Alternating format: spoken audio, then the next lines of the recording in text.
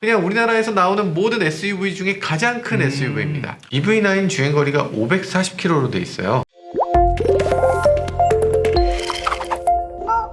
네, 안녕하세요. 모카 김한영입니다. 네, 안녕하세요. 신차의 성도 맛집 가차입니다. 네, 오늘은 또 어떤 자동차를? 네, 오늘은 아직 출시 시기가 많이 남아있긴 했지만은 기아에서 EV9이라는 전기 SUV를 준비하고 있다 하더라고요. 초대형 전기 SUV. 네. 그러니까 소렌토 이런 차보다 훨씬 큰 차인 거죠? 그렇죠? 소렌토보다 더 큰 뭐 텔루라이라든가 텔루라이드보다도 더 커요. 펠리세이드보다 더 크겠네요. 펠리세이드보다도 더 커요. 그냥 우리나라에서 나오는 모든 SUV 중에 가장 큰 SUV입니다. 세계적으로도 이렇게 큰 전기차는 네. 없어요. EV9이 자동차는 거의 SUV가 더 대세이지 않습니까? 아이오닉 5라던가 EV6도 인기가 많지만은 네. 현대 기아가 라인업을 더 많이 강화를 하고 있더라고요. 이미 전동화 시대를 선언했고 EV9은 이미 작년에 컨셉카가 공개가 한번 됐었거든요. 네. 거기 있는 요소를 제가 일단 가져와봤는데 아직 위장막 사진 기반은 아니지만은 이 정도의 느낌을 보여주지 않을까 생각을 해서 한번 가져와봤습니다. 그래서 지금 이미지를 보시면은 네. 컨셉카에 있는 요소를 많이 따왔는데요.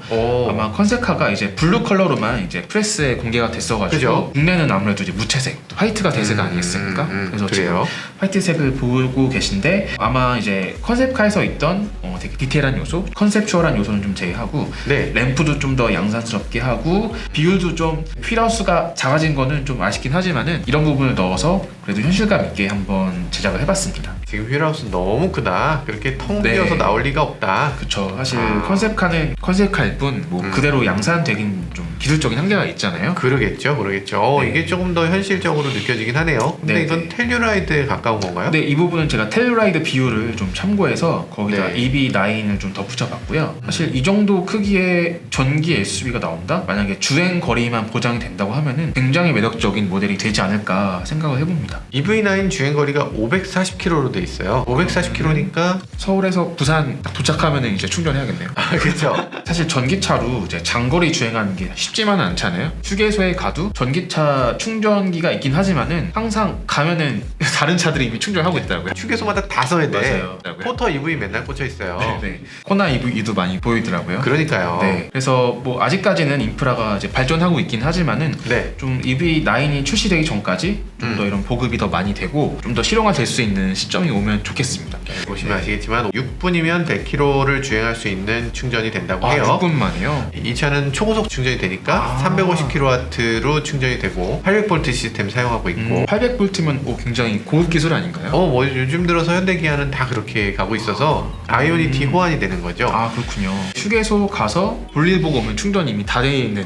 사람이 한 4시간에 30분 쉬면은 충분한 거라서 기아가 EV6통해서 뭐 스펙적인 부분에서는 탑을 보여주지 않았습니까? 그죠. 그 가격대, 그 정도 성능? 그러면은 EV9은 그 이상을 좀 보여주지 않을까 기대를 해보겠습니다. 전체적으로 이 차가 실내가 굉장히 심플하고 굉장히 텅 비어 있을 것이다 이런 느낌은 좀 드는 것 네, 같아요. 맞아요. 이제 디스플레이도 굉장히 간소화되고 기아차 같은 경우에는 파노라믹 디스플레이가 꼭 들어가더라고요. 그러면서 EV9에도 좀 그런 요소가 충분히 반영되지 않을까 맞아요. 싶습니다. 딴 건 모르겠는데 시트가 스위블로 돌아갈 것 같다. 이게 양산에서 양산에서 돌아갈 것 같다. 그런 느낌이 들어요.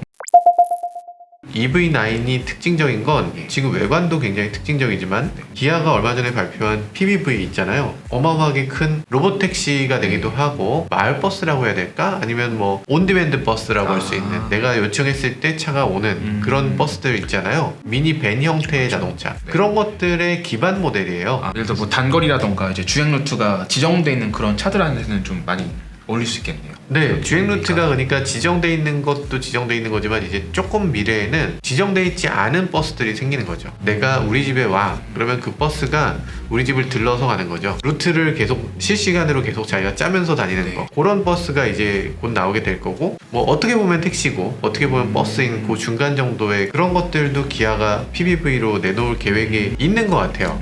그래서 그런 것들을 하기 위한 그 PBV의 메인 핵심적인 자동차라서 이 EV9은 그냥 차네 이렇게 하고 끝나는 게 아니라 이 차가 바로 기아의 미래구나라는 걸 볼 수 있는 중요한 차인 것 같아요. 이 플랫폼에서 굉장히 파생되는 모델이 많아지겠어요. 그렇죠. 이 플랫폼을 통해서 기아의 모든 대부분의 미래의 전략들이 여기서 펼쳐지게 되는 거죠. 그래서 이게 뭔가 겉으로 볼 때 저렇게 크게 만들 리가 없을 텐데 라고 생각되는 그 부분이 그렇게 큰 게 만들어야만 하는 그런 숙제가 있는 거죠. 사실 제가 컨셉카 사진만 봤을 때는 저렇게 SUV가 커도 되나? 사실 그렇죠. 그런 생각이 높이가 너무 들었거든요. 큰 거잖아요. 네. 높이가 너무 크고 이런데 네. 사실 이건 짐차의 역할을 해야 되는 차기 때문에 나중에는 이 정도 크기를 해줘야 된다. 거의 스타리아만큼의 이런 공간 활용성도 보여줄 수 있겠네요. 이런 플랫폼 통해서. 스타리아보다 훨씬 넓은 실내를 갖고 있다. EV9이 되면서 이제 여러 차들로 파생되는 시작인 것 같아요. 사실 EV9만큼 9가 이제 거의 최고 봉이잖아요. 숫자적인 면에서. 그렇죠. 모든 걸 다 갖고 있는 게 9죠.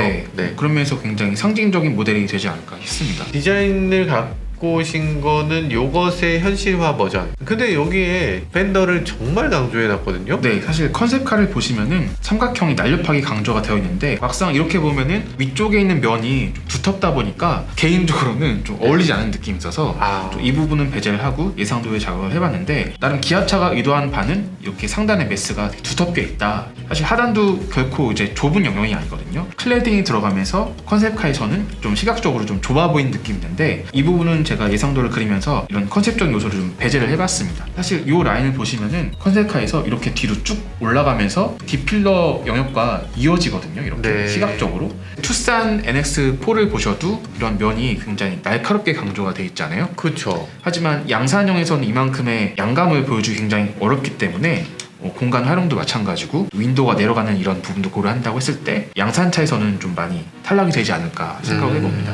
이런 휠이 이렇게 삼각형으로 들어갈지 모르겠는데 양산 예상도에 넣어보니까 나름 어울리는 것 같아요. 되게 미래지향적이고. 일단 휠 자체가 굉장히 독특해서 네. 알루미늄이 너무 많이 들어가서 아마 재료비가 너무 많이 들어가서 안 될 것 같아요. 그렇네요. 네, 재료비 때문에 안 될 것 같고 그리고 역조가 너무 커서 지금 두께가 안 될 것 같아. 안 될 것 같아. 네, 이 부분은 이제 네, 어려운 걸로. 네, 맞습니다. 어려운 걸로. 휠이 제일 어려운 걸로. 네.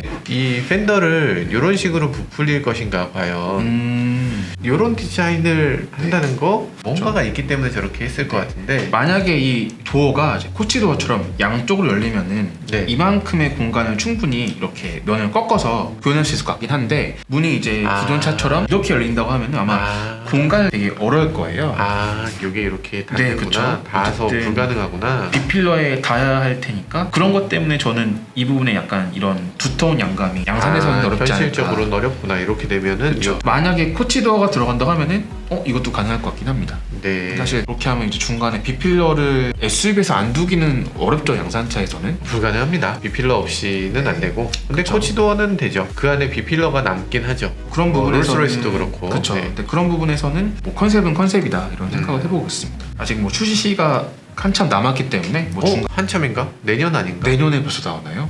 요 전기차 플랫폼, 이 거대한 전기차 플랫폼을 하나 만들었는데 요 만든 걸 가지고서 아이오닉 7도 만들어야 되고 제네시스에선 GV90도 만들어야 돼요. 그냥 기본 플랫폼이기 때문에. 근데 그걸 또 기아가 가장 먼저 하는 것도 묘한 일이죠. 뭔가 기아는 새로운 걸 트라이하는 브랜드로 지금 포지셔닝 하고 싶은 것 같아요. 네. 에러가 있어도 용납이 되는 소비자들, 현대보다는 좀 젊은 이미지도 있고 예. 뭔가 동생 브랜드 같은 느낌이 있으니까 소비자층도 조금 더 젊은 것 같아요. 혁신 기업의 이미지를 기아는 갖고 있으니까 그게 아니었네요 라고 해도 그래도 어느 정도 납득이 되는 그런 회사. 저는 어쨌든 그런 쪽을 더 좋아하긴 합니다. 정말 완벽한 상태에서 나오지 말고 약간 기아는 베타도 허용하는 그런 소비자들, 그게 포지셔닝인 것 같고 현대는 아무래도 좀 보수적인 그쵸. 그렇게 하는 것 같아요. 그래서 EV9이 아마 요 시리즈 중에서 가장 먼저 나오는 게 아닌가. 이게 잘 돼야 돼. 이게 잘 돼야지 그 시리즈들이 다 성공할 수 있는 거죠. EV9 이런 거 있잖아요. 저 사진을 봤을 때는 좀 네. 차체가 커 보이진 않아서 약간 의문이긴 해요. 이게 EV9일지는. 이 스파이샷이 EV9이라기엔 만약에 너무 작아. EV는 맞는데 EV7쯤 되나? 그러니까 EV8 뭐 이 정도 될 것 같아요. 아직은 의문에 쌓여있는 그런 위장망. 네, 이름은 정확하게 그렇죠. 모르겠습니다. 이게 이름은 EV9이면은 모르겠어요. 휠이 더 커야 될 것 같기도 하고 또 이 노출된 부분을 보면은 테일램프가 딱 들어가도 맞긴 할 것 같긴 하거든요.